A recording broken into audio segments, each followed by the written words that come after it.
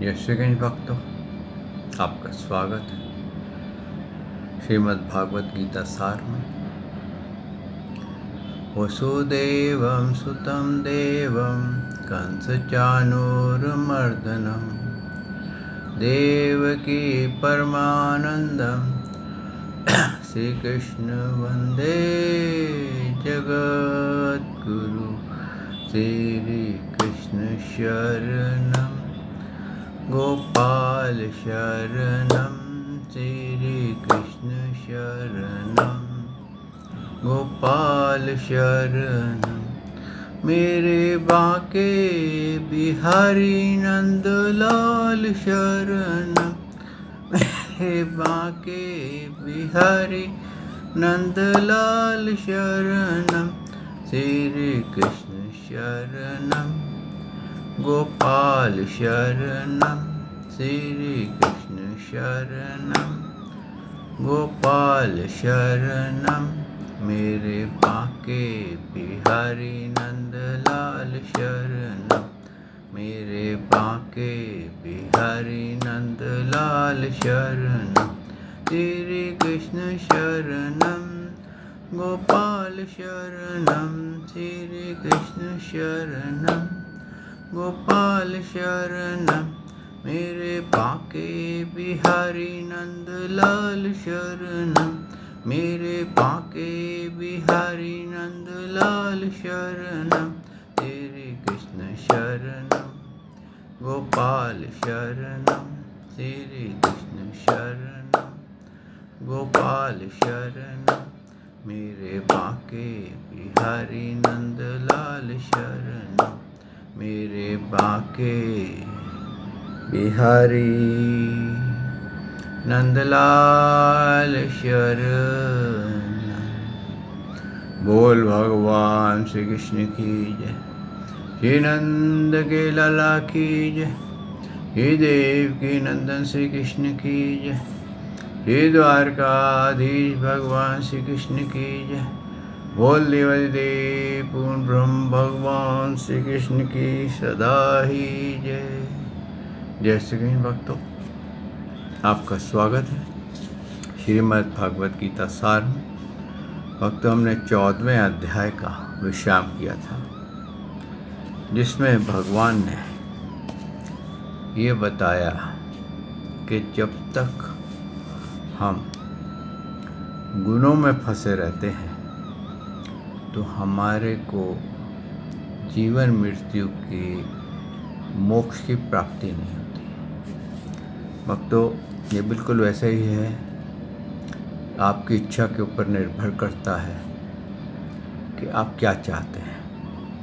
जैसे कहते हैं ना, आप जिसकी भी पूजा करो कोई आपको रोकता नहीं है लेकिन जब आपको मोक्ष की इच्छा होगी, जीवन मृत्यु से पार करने की इच्छा होगी, मुक्त होने की इच्छा होगी, तो आपको भगवान श्री कृष्ण की चौखट पे आना पड़ेगा। यानी कि भगवान श्री कृष्ण को जानना पड़ेगा, उनकी पूजा करनी पड़ेगी, उनका चिंतन करना पड़ेगा। और जो विधि भगवान ने बताई है कि किस प्रकार से भगवान का चिंतन करते हुए जो प्राणी अपने प्राण त्यागता है, वो केवल ओम करने से ही वो सीधा भगवान को प्राप्त हो जाता है और फिर उसका पुनर्जन्म नहीं होता।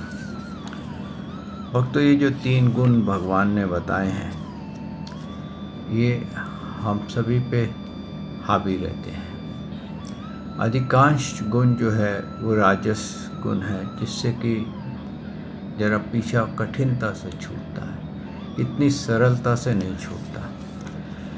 कहने को होता है कि हमने सिर मुंडा दिया, डंडौते डालनी शुरू कर दी, मालाएं फेरनी शुरू कर दी, विशेष रगड़ने शुरू कर दिए और साधन अपना लिए, लेकिन राजस गुण से हम बाहर नहीं आए। हमारे अंदर राजस बढ़ता ही चला जाता है। पद पहले, अपनी प्रतिष्ठा, लोग आकर के हमारे को प्रणाम करते हैं, पाँव को हाथ लगाते हैं, दक्षिणा देते हैं, और उसके हमारे अंदर अहंकार बढ़ता है और लालसा भी बढ़ जाती है कि कैसे मेरा, अब मैं पहले महात्मा हूँ, अब मैं भुआ बनूँ, अब मैं महंत बनूँ, अब मैं उससे बड़ा मठाध्यक्ष बन जाऊँ, और फिर मैं अपना ही धर्म चलाऊं। तो भक्तों, ये राजस गुण जो है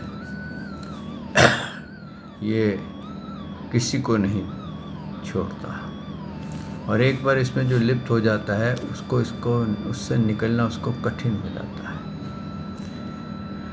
तो इसीलिए भगवान ने कहा है कि जब तक तेरे अंदर वैराग्य नहीं उत्पन्न होगा, कि अगर तेरे अंदर सात्विक गुण है तो उसके अहंकार से तो मुक्त नहीं होगा, तो सात्विक गुण तेरे को जकड़े रखेगा।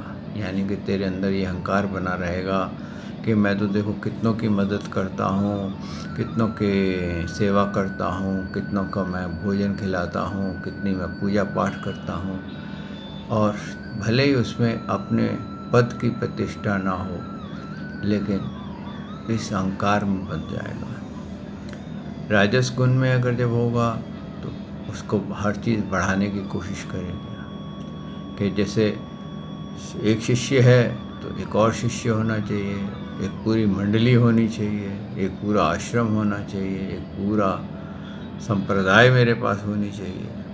तो इस तरह से तामस है, तो तामस भी भक्तों एक बार पकड़ता तो छोड़ता नहीं है। बिल्कुल वैसे ही जैसे कि ड्रग एडिक्ट, शुरुआत में तो बहुत सरल मज़ा आता है जब आप शुरू में ड्रग लेते हैं। आहा क्या आनंद आया, क्या नशे में चले गए, क्या हमने अपने आप को कहाँ कहाँ नहीं देखा, अनेकों कहते हैं ना वंडर वर्ल्ड्स में हम घूम के आ गए, और उसका नशा फिर ऐसा हो जाता है कि आपको खोखला कर देता है। इन सब गुणों से जो आदमी निकल जाता है तो वो निर्गुण में आ जाता है भक्तों। जब वो इन गुणों से निकल करके ये किस तरह से निर्गुण में आता है, केवल भगवान श्री कृष्ण की भक्ति करने से।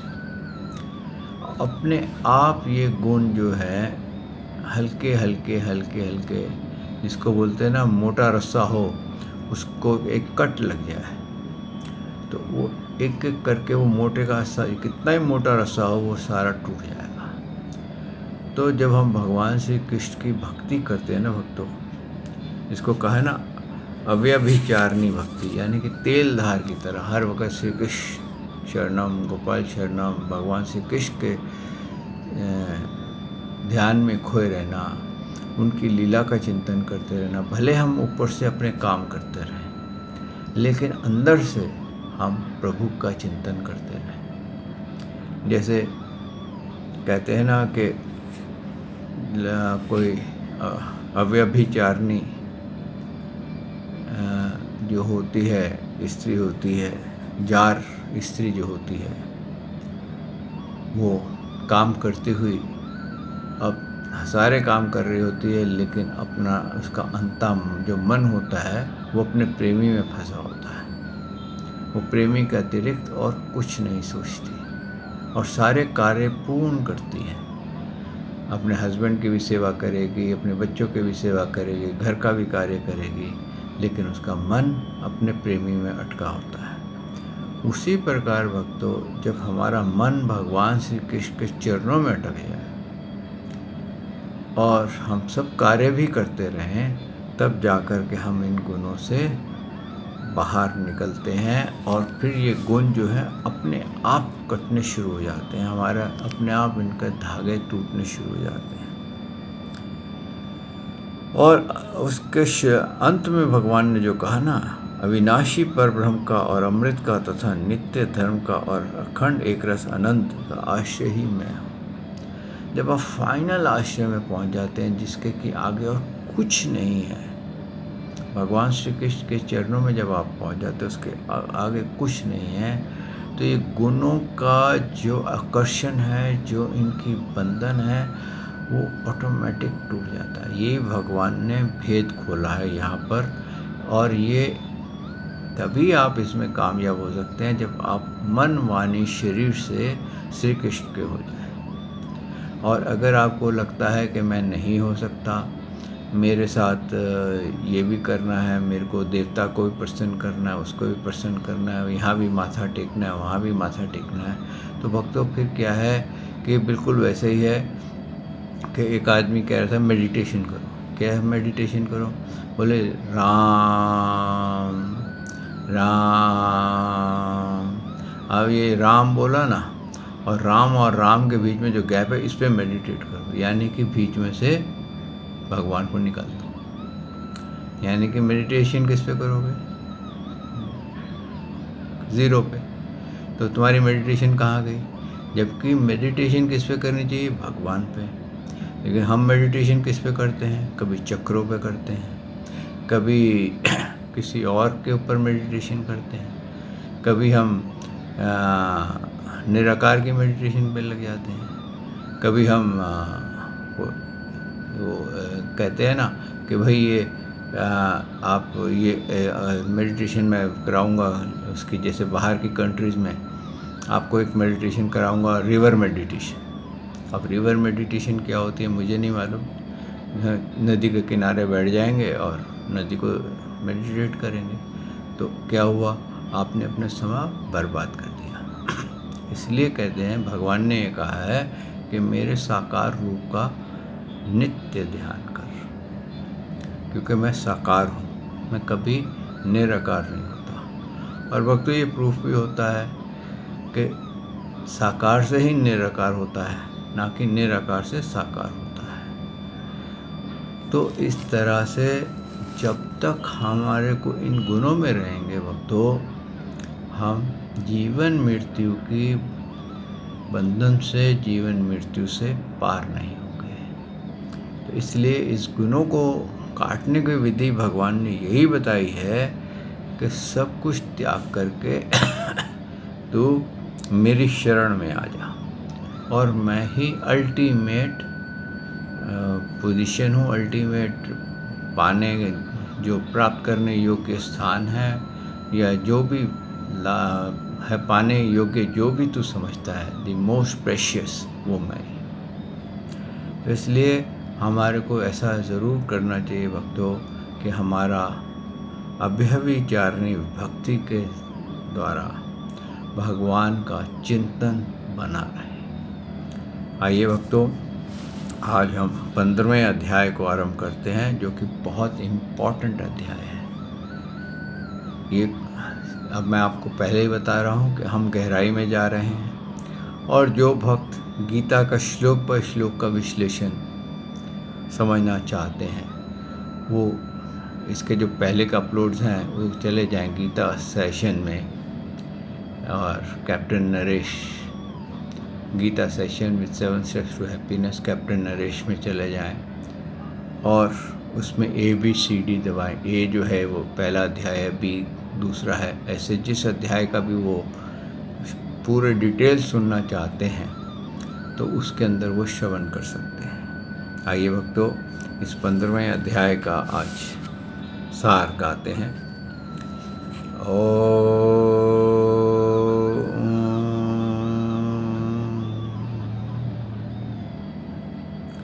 श्री परमात्मने नमः। अथ 15 अध्याय। श्री भगवानुवाच।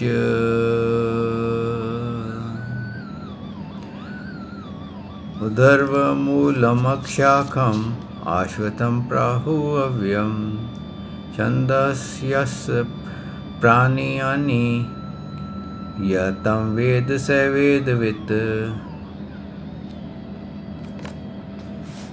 भगवान बोले, हे अर्जुन, आदि पुरुष परमेश्वर रूप मूल वाला और ब्रह्म रूप शाखा वाला, जिस संसार रूप पीपल के वृक्ष को अविनाशी कहते हैं तथा वेद जिसके पत्ते कहे गए हैं, उस संसार रूप वृक्ष को जो पुरुष मूल सहित तत्व से जानता है, वह वेदों के तत्प्रायण को जानने वाला है। भक्तों, यहाँ भगवान ने गहराई का भेद खोला है। सबसे पहले तो उन्होंने ये बोला है कि आदि पुरुष कौन है, उसको जानो। इसका जो जड़ है इस संसार की वो कहाँ से आरंभ होती है। उन्होंने कहा कि आदि पुरुष मूल वाला। तो आदि पुरुष मूल वाला कौन है?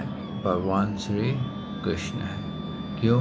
वो सृष्टि से पहले भी थे, आज भी हैं और सृष्टि के बाद भी रहेंगे। यानी कि संसार सागर की, जिससे कि सारा प्रकृति उत्पन्न हुई है, जिससे सारा ब्रह्मांड उत्पन्न हुए हैं, जिससे ब्रह्मा विष्णु महेश उत्पन्न हुए, माँ विष्णु उत्पन्न हुए हैं, उनके जो जड़ है वो भगवान श्री कृष्ण है। क्यों?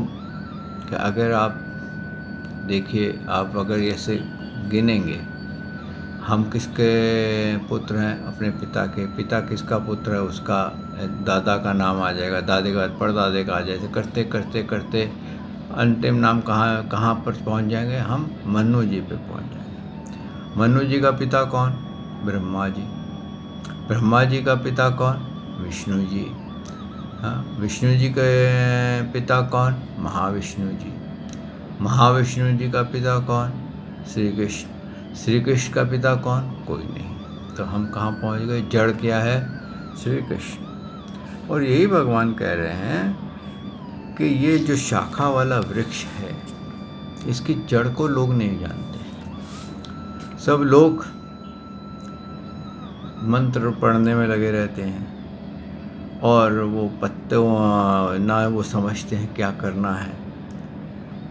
और जबकि सब चीज़ें ये बताती हैं कि तत्व जो है वो भगवान श्री कृष्ण है।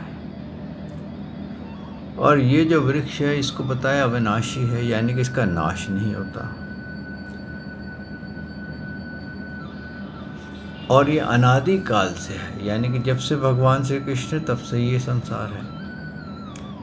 और इसको जानने के लिए जो वेद हैं, जो ये संप्रदाय हैं, जो ये हम भागवत गीता वेद पढ़ते हैं, वो क्या है? पत्तों की तरह है। और तो हम वृक्ष को कैसे पहचानते हैं कि ये किसका वृक्ष है? पत्तों से पहचानते हैं।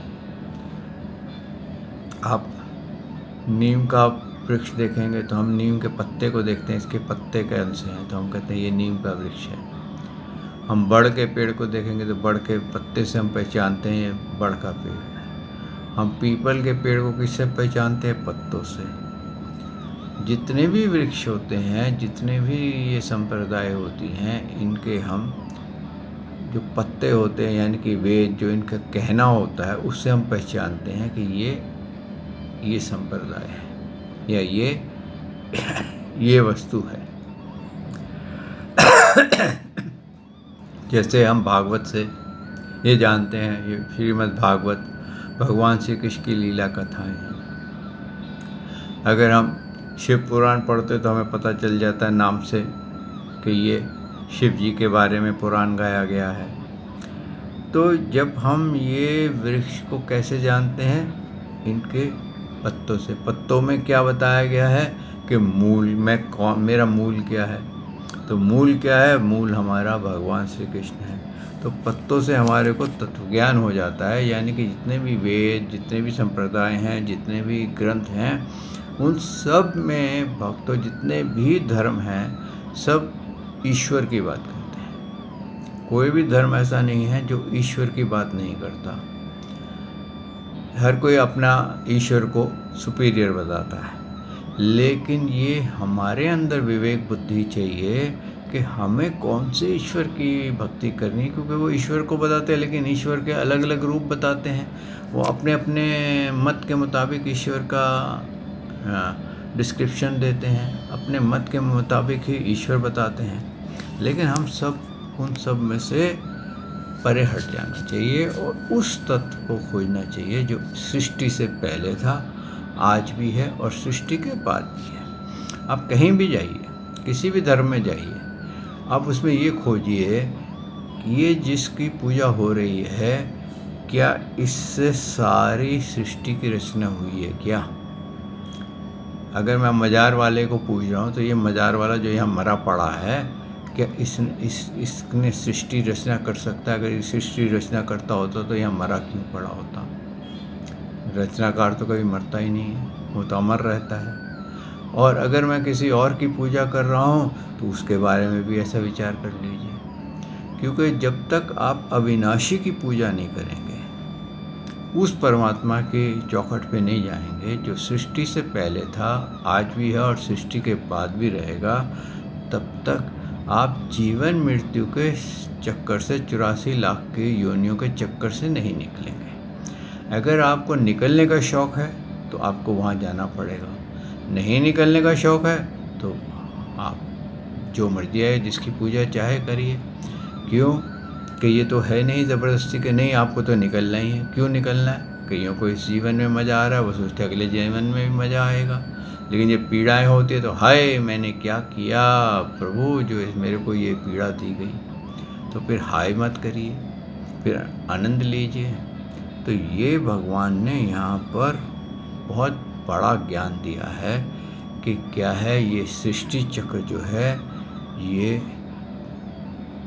एक वृक्ष है जिसकी जड़ ऊपर है और उसके तने नीचे हैं। आगे भगवान ने बताया कि ये वृक्ष कैसे फैलता है और कैसे इसमें लोग फंसते हैं। आइए अगला उनका श्लोक है, अधश्च उद्धरम पृष्ठत तस्य शाखा गुण प्रवृत्ता विश्य प्रवल्ला अगश्च मूलानि अनुसंततानि कर्म अनुबंधानि मनुष्य लोके।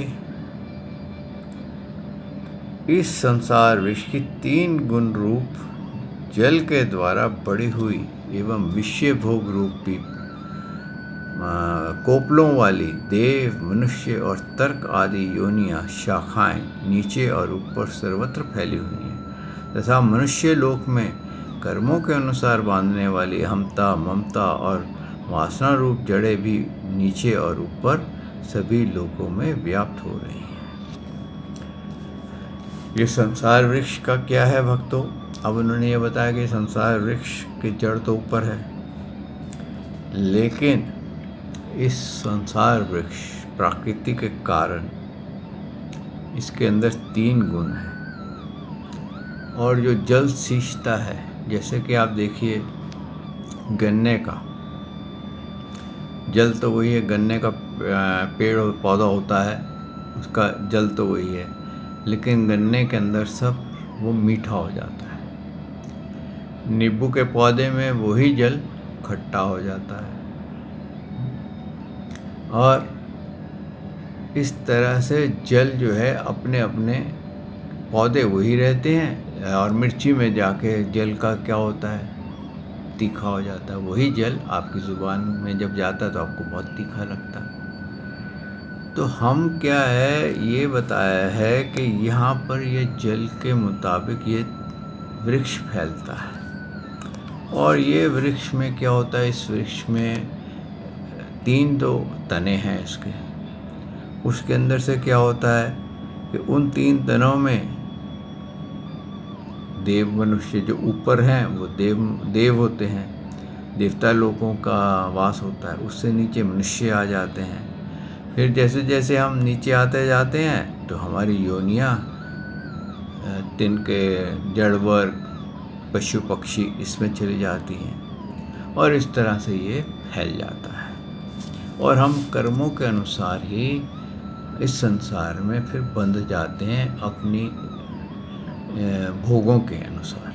कि हमारे को मीठा रस पसंद है तो हम गन्ने को पाने की कोशिश करते हैं, मीठा मीठा मीठा करते रहते हैं, तो हम उससे बंध जाते हैं। और ज़्यादा मीठा खाएंगे तो क्या होगा, शुगर हो जाएगी, और शुगर हो जाएगी फिर कोई और भी बीमारियां हो जाएंगी।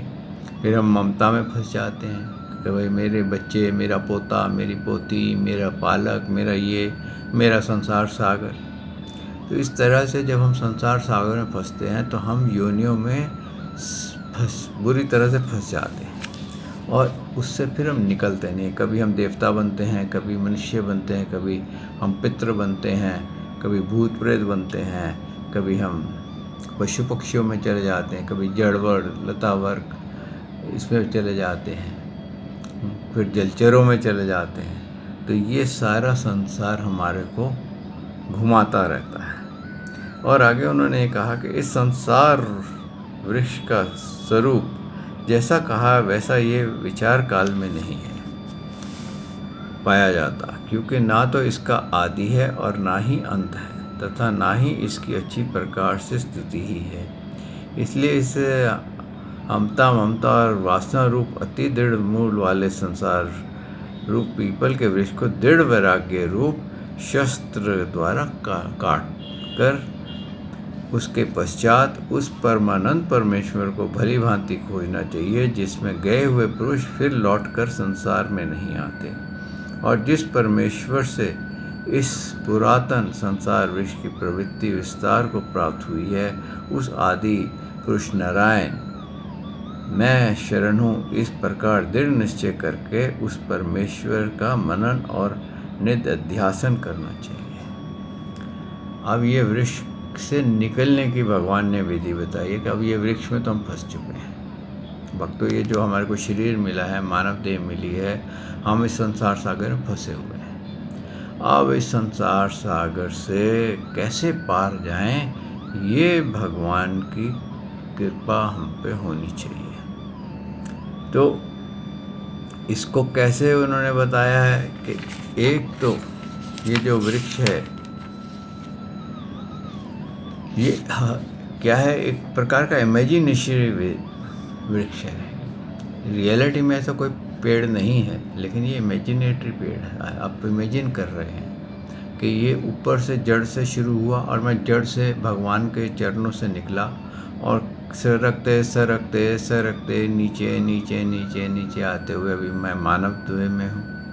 इससे नीचे जाऊंगा तो पशु पक्षियों की देह में चला जाऊंगा, उससे नीचे जाऊंगा तो जलचरों की देह में चला जाऊंगा, उससे नीचे जाऊंगा तो कीट पतंगों की देह में चला जाऊंगा, उससे नीचे जाऊंगा तो जड़वर लतावर वनस्पतियों की देह में चला जाऊंगा। तो इसलिए भगवान ने कहा है कि जब तेरे को मानव देह मिली है, इसलिए मानव देह मिली है कि तू इसके अंदर विचार कर सकता है कि मेरा उद्गम स्थान कहाँ से, मेरी आत्मा कहाँ से उत्पन्न हुई है, उस स्थान को पाने के लिए। और उस स्थान को तू पाने के लिए तेरे को क्या करना होगा, इस वृक्ष में से कैसे अपने बंधन काटेगा, जब तक तू दृढ़ वैराग्य नहीं करेगा, अपनी सारी ममताओं को खींच नहीं लेगा, 3 गुणों को परे नहीं हटा देगा, अपने भक्ति में चिंतन में नहीं लगेगा, तब तक तेरे हाथ में ऐसा कुठार नहीं आएगा, ऐसा काटने वाला शस्त्र नहीं आएगा जो इस तेरे बंधन रूपी वृक्ष को जो तेरा हो गया है, तेरे चारों तरफ बढ़ गया है, इसको तू काट सके। इस वृक्ष को काटने के लिए तेरे को अपने मन में ही वैराग्य उत्पन्न करना पड़ेगा। वस्त्र चेंज करने से, सिर मुंडाने से, मालाएं डालने से, भस्म लगाने से, तिलक बड़े बड़े लगाने से, विशेष रगड़ने से तेरे को कुछ नहीं मिलेगा। तेरे को कब मिलेगा, तो कहीं भी रहे, किसी भी स्थान में रहे, तेरे को हिमालय जाने की आवश्यकता नहीं है।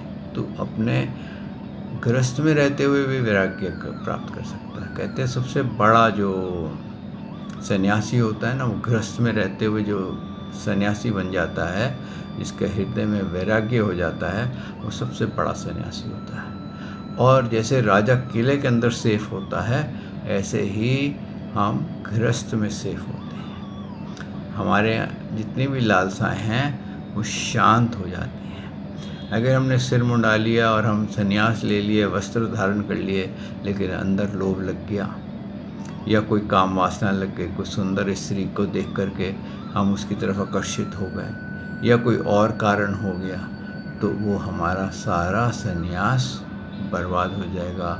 जैसे विश्वामित्र जी का मेनका का देख करके मन निकल गया और कितने हजारों सालों का तप उनका बर्बाद हो गया। इस तरह से भक्तों, आप इस पर विचार कीजिए, अपने आप को देखिए कि आपके अंदर कितना वैराग्य है और किस वैराग्य की शक्ति से, किस प्रभु की कृपा और शक्ति से आप इस वृक्ष का काट सकते हैं और जीवन मृत्यु से बाहर जाने की अगर आपको इच्छा है तो आप बाहर जाइए, नहीं इच्छा है तो आप इस संसार में रहिए। लेकिन ये बात पक्की है, बाहर जाना है तो उस परमात्मा को खोजना पड़ेगा जो सृष्टि से पहले था, आज भी है और सृष्टि के बाद भी रहेंगे, जो भगवान श्री कृष्ण हैं। और बाहर नहीं जाना है, नहीं इच्छा है तो फिर आप जिसकी भी पूजा करते हैं, जितना भी आनंद करते हैं आप करिए, वो आपकी इच्छा है। आप इस पे मनन कीजिए। मैं यहाँ वाणी को विश्राम देता हूँ। कल प्रभु ने चाहा तो आपकी सेवा में मैं फिर हाजिर होऊंगा। जय श्री कृष्ण। श्री कृष्ण शरणम गोपाल शरणम, श्री कृष्ण शरणम गोपाल शरणम, मेरे बांके बिहारी नंदलाल शरणम, मेरे बांके बिहारी नंदलाल शरणम, श्री कृष्ण शरणम गोपाल शरणम, श्री कृष्ण शरणम गोपाल शरणम, मेरे बांके बिहारी नंदलाल शरणम, मेरे बांके बिहारी नंदलाल शरणम। बोल भगवान श्री कृष्ण की जय। श्री नंद के लाला की जय। श्री देवकी नंदन श्री कृष्ण की जय। हे द्वारकाधीश भगवान श्री कृष्ण की जय। बोल देवादिदेव पूर्ण ब्रह्म भगवान श्री कृष्ण की सदा ही जय। जय श्री कृष्ण भक्तों।